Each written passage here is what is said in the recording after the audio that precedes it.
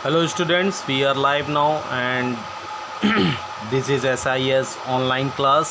Okay, and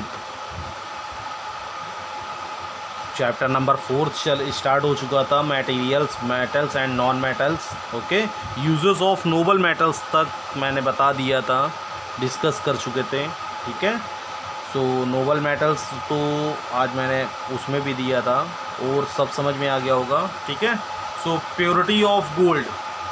ठीक है, सो यहाँ पे आपको फिर से एक बार मैं बता दूँ, जो अर्थ क्रस्ट में नेटिव स्टेट में फॉर्म्ड होंगे वो नोबल मेटल्स होंगे, और जो ओर्स के साथ फॉर्म्ड होंगे वो ओर्स होंगे, ओर्स ऑफ द मेटल्स. ठीक है, सो स्टार्ट करते प्योरिटी ऑफ गोल्ड से. The purity of gold is measured in carats. बोलते नहीं हैं 24 carats, 22 carats, okay, 20 carats. So ये जो कैरेट्स हैं ये गोल्ड की प्योरिटी को बताएगा.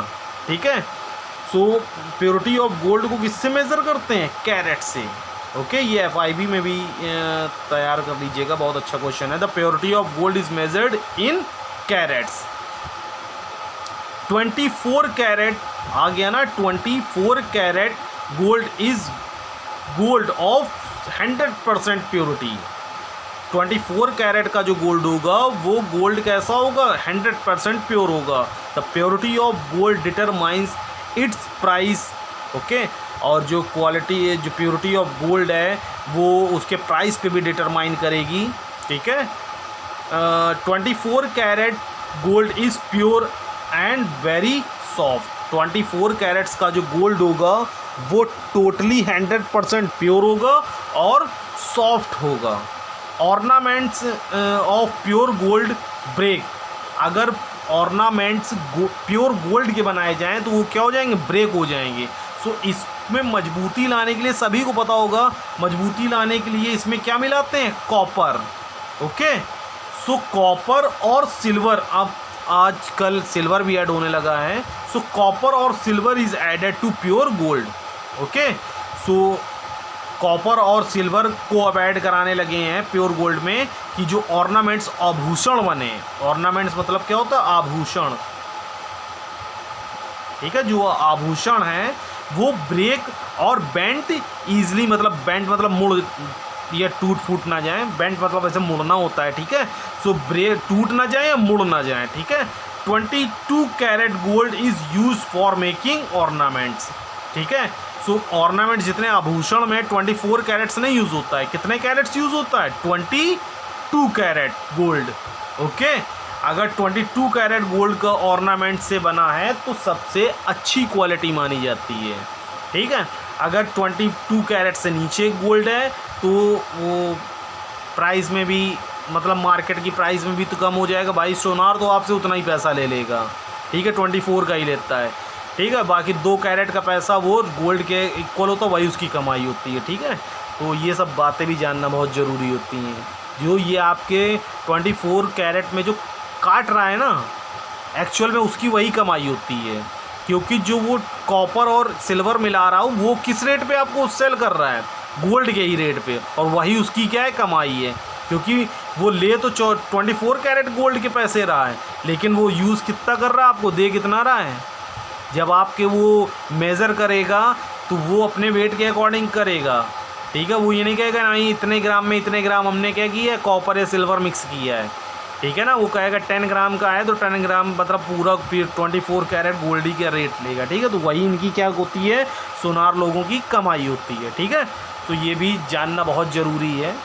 Okay, so 22 carat gold is use for making ornaments. Ornaments बनाने में 22 कैरेट गोल्ड यूज़ होता है. अब यहाँ एक टेबल दी गई है, the table given below gives the percentage of gold in gold of different प्योरिटीज़.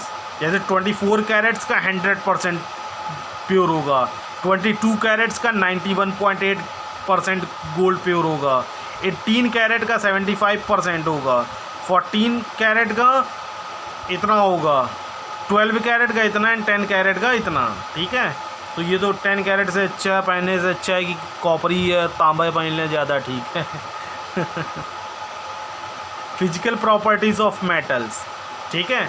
अब जो मेटल्स होते हैं उसकी कुछ क्या होती है, फिजिकल प्रॉपर्टीज़ भी होती हैं, जैसे लस्ट्रस, मेलेबिलिटी, ठीक है, hardness. Okay, so metals are generally hard and solids. Metal generally कैसा होता है, हार्ड होता है और सॉलिड होता है। The different physical properties metals exhibit are as follows. Number 1 hardness, ठीक है। सो सभी जानते हैं कि मेटल्स जितने भी होते हैं वो कैसे होते हैं, हार्ड होते हैं छूने में, ठीक है। भाई आयरन है या कॉपर है, कभी आप उसको छू के देखिए, पकड़ के देखिए, क्या उसको आप आसानी से क्या बेंट या ब्रेक कर सकते हैं, नहीं, हार्ड होता है बहुत, ठीक है। Based on hardness metals are classified into hard metals. Okay, hardness का जो बेस लेके मेटल्स को किस में क्लासिफाइड किया गया, into hard metals, okay, and soft metals.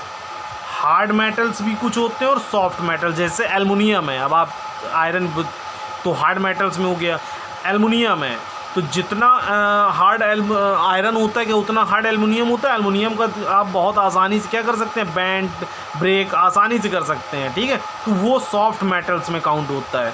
So metals that have high tensile strength, ठीक है, ऐसे मेटल जिसकी जो टेंसाइल स्ट्रेंथ होगी वो हाई होगी, ठीक है।